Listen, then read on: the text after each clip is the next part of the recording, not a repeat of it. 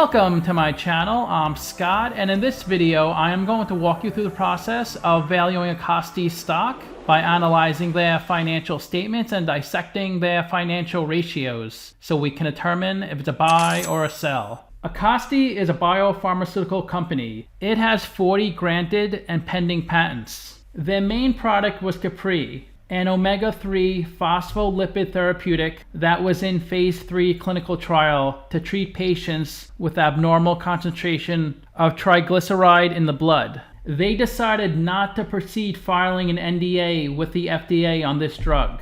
In August of 2021, the company completed an acquisition via a share-for-share merger of Grace Therapeutics. Grace is a private biopharmaceutical company focused on developing drugs for the treatment of rare and orphan diseases. An orphan disease is defined as a condition that affects fewer than 200,000 people. The Orphan Drug Act created financial incentives to encourage companies to develop new drugs for rare diseases. There are more than 7,000 rare diseases according to the National Institutes of Health. The company's headquarters are in Laval, Canada, and it started in 2002.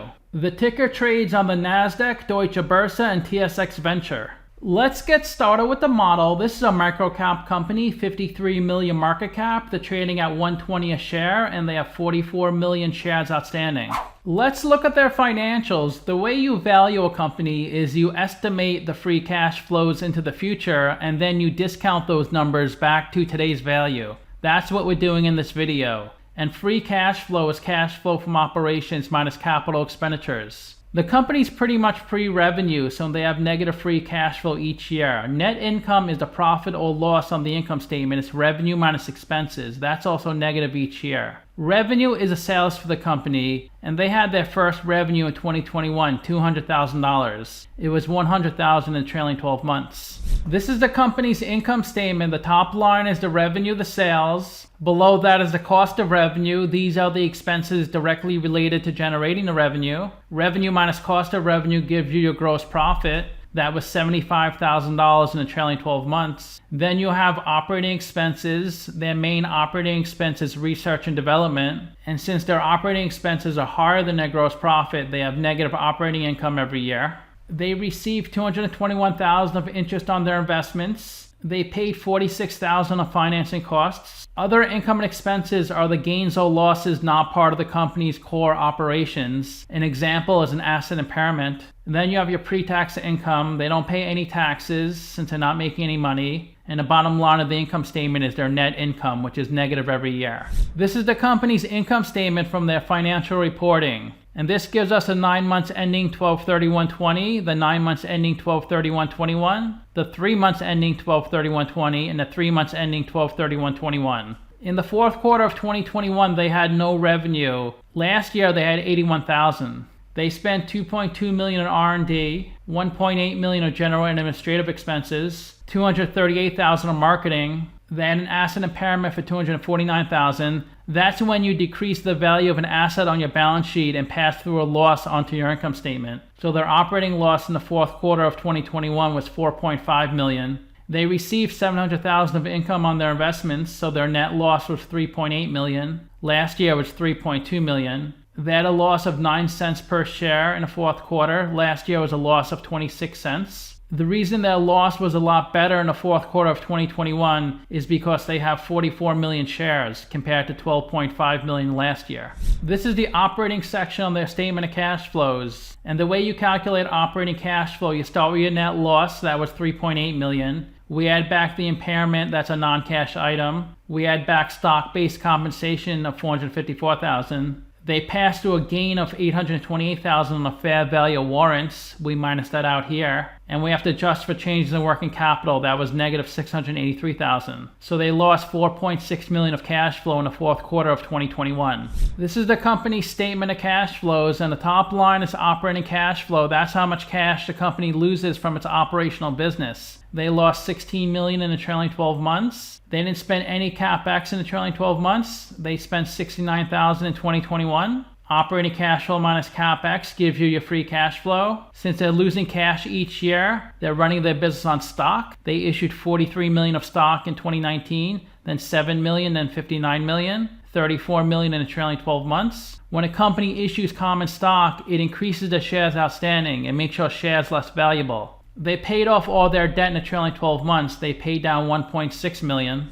This is their investing and financing sections on their statement of cash flows. In their investing section, they bought $13 million of short-term investments, and $14 million of those investments matured, so they had a cash inflow of $557,000 in their investing section. Nothing happened in their financing section in the fourth quarter. In the fourth quarter of 2020, they added $20 million of stock, and they did an at-the-market offering, which means they sold the stock at the current market price. This is the equity section on their 12/31 balance sheet. They have $111 million of equity. They raised $258 million from selling their business, and they lost $152 million from running their business. When retained earnings is negative, they call it accumulated deficit. This is the sum of all the company's prior net incomes. Let's look at the capital structure. They have $111 million of equity and no debt, so they're 100% equity. Looks like they have $46 million of cash on their balance sheet. This blue line is their equity balance since 2015. And their equity balance is at its highest point ever.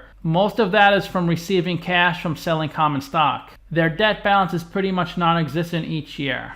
I gave them the highest whack on Finbox, 8.5%, and that's a discount rate we're going to apply to the future cash flows. We estimated 4 years of future free cash flows. We also estimated the terminal value, which is all cash flows past year 4, that's $105 million. We discounted those numbers back to today using the weighted average cost of capital. We get a value of the company of $59 million. We divide that by 44 million shares. And we get a calculated stock price of $134. They're trading at $120, so they're trading at 11% discount. It's a buy according to the model. The company says they should have $21.3 million of revenue by 2025, and no revenue before that. So that's how I got their future revenue estimates. The average company in their industry converts 29% of their revenue into free cash flow. So I multiplied their future revenue estimates by 29%. That's how I got their future free cash flows. Look how high Simply Wall Street is. They're saying it's $75 a share. It's 98% undervalued. This is where the stock has been trading the last 5 years. The stock price goes up every time a drug gets to the next phase of the clinical trials, because that means it's getting close to becoming monetized. Now that they're not pursuing their main drug CaPre, their stock price got really low. They did a 1-for-8 reverse stock split in August 2021. They wanted to keep the stock price above $1 so it wouldn't get delisted. So it looks like it was about $2.50 when they did the stock split. So you have to divide that by 8. So the stock was trading around 30 cents at this time. But the stock has been cut in half since they did the reverse split. In the past 5 years, the stock is down 89%, while the S&P is up 91%. Here's one of the drugs they're working on. They expect to start phase 2 in the second half of this year. And these are the rest of the drugs they're currently working on. This one they expect to start phase 3 in the second half of this year. This drug they expect to start phase 3 in the first half of 2023. And this drug they expect to start phase 2 in the second half of this year. They have a beta of 1.43, so the stock moves about 1.5 times the market. It's gone down 66% in the past 52 weeks, while the S&P is up 5.5%. The 52-week low is 93 cents, the high is 544. And the stock is trading slightly above its 50-day moving average, well below its 200-day moving average. 200,000 shares are traded each day on this stock. Of the 44 million shares outstanding, 33 million are on float. 0.5% of the shares are held by institutions. 3.5% of the shares are shorted. In order for the company's stock to stay above $1, they did a 1-for-10 reverse stock split in 2015 and a 1-for-8 last year. Their latest employee count was in the first quarter of 2020 at 32. It has been going up a bit over the years. The company's total revenue since inception is a little over $300,000. The CEO got paid more than that in 2021, $428,000. If you invested $10,000 into this company 10 years ago, you'd be at $69 today. That's over a 99% loss. 75% of the company is held by the general public, 16% by individual insiders, 8.5% by private companies, and 0.5% by institutions. It looks like the biggest shareholder is a person that's not an insider. They own 10.5% of the company. Then Pharma 7%. The founder and CEO 5%. It looks like the founder's company, because it has the same last name as him, 1.68%. and someone else who works at the company owns 0.75% of the stock.